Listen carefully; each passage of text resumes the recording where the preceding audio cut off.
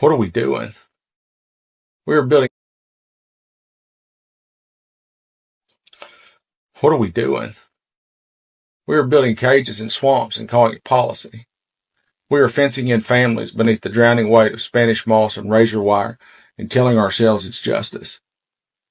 We're constructing holding pens for human beings under the cruel cover of patriotism while gators circle and cameras roll.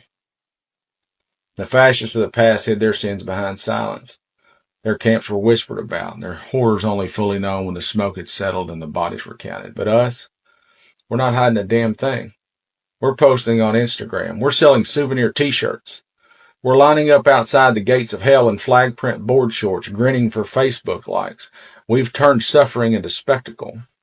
And people will die there. Not in metaphor, not in poetic exaggeration. They will die alone and terrified in the humidity of a man-made hell. They will die because we forgot how to feel compassion. And that is not opinion, that is mathematical certainty. And some of them will be American citizens, some will have protected status, some will be children, and some will be the ones that picked our crops and cooked our food and built our homes, protected under laws written in blood and memory. And they will die anyway because our paperwork was sloppy or our policy was cruel, or because someone somewhere decided their life didn't matter as much as a re-election campaign. But who has the time for the rule of law or the nuance of common sense when you've got to make sure Cletus feels like a patriot in his American by the Grace of God t-shirt stitched together by 8-year-olds in China and sold at Walmart? We are not drifting toward authoritarianism. We are building it brick by brick, and we're doing it with full-color banners, country music, and little red hats made in sweatshops. And so the state of the union is this. We are losing our soul and pretending it's progress. Give me the migrant worker. Give me the woman who crossed the border to feed her children, who works 3 jobs and sends money home, who doesn't take your job because you won't do one. I've worked beside her and I've worked beside Cletus, and Cletus needs 22 cigarette breaks a shift. His knees act up when it's over 85 degrees, and he insists that his doctor says he can't stand longer than 30 minutes without a lawn chair and a cold Dr. Pepper, and he's the loudest one. And if you're cheering this on, if you're hooting and hollering about migrants being eaten by alligators in a Florida wetland gulag, your only real contribution is as a mouthpiece for corporate fascism. You're not defending freedom. You're defending Stephen Miller. And Stephen Miller is not a controversial conservative. He is in both function and ideology a Nazi in modern drag. And that is not a slur. It is an indictment based on his own words, writings, and policies. This is the man that engineered family separation at the border, and not as a last resort, but as a deterrent, a punishment, a calculated cruelty. He's praised far-right European nationalists and used his position inside the White House to push white nationalist talking points directly into DHS policy. He fed xenophobia into the system like coal into a furnace, not caring what burned, only that it kept burning. And if you don't believe me, read the SPLC's archive on his own emails to Breitbart. He cites white nationalist websites, rails against immigration, and recommends racist literature as policy inspiration. And for the record, yes, he's Jewish. And yes, he's a Zionist. And yes, history has room for that contradiction. You see, fascism isn't picky about the hands that feed it, so long as the boot lands where it's aimed.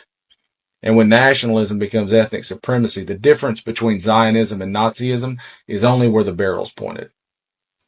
So to the do-your-own-research crowd, what the hell were you researching? Because Stephen Miller and Peter Navarro slid right past you. And if you'd have told me 15 years ago that Stephen fucking Miller would be writing American policy, I would have wept or walked into the goddamn ocean.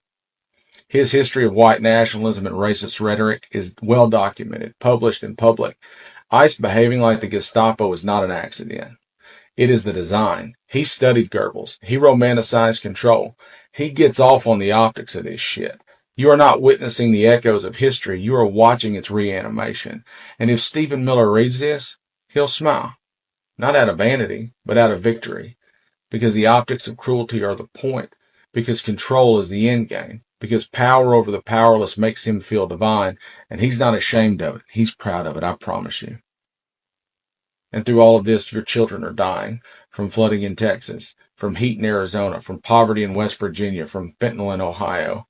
Dying so some son of a bitch can get another tax break on putting his 4th house in a trust fund. They tell you not to make it partisan when Texas drowns or when wildfires take whole families out west. Don't politicize the tragedy, they say. but it's not partisan, it's human. And if you're not moved by it, if you don't weep for these people, it's not because you're a Republican, it's because you're morally hollow. You are spiritually bankrupt because empathy left your body the moment Fox News told you it was weakness. And I say lack of moral fiber because I like the rhythm of the phrase, but what I mean is devoid of it. And if you think I'm wrong, look your child in the eye and put a dollar amount on them. What are they worth in American currency? And you can't, but this administration has, Congress has, and it's just under $109,000. Not enough to buy a house, not enough for a lifetime of health care, just enough to justify a press release on budget reform. They've penciled it out in a margin somewhere next to campaign donations and fossil fuel subsidies. And since you can't put a price on your own, understand that mine are just as priceless to me.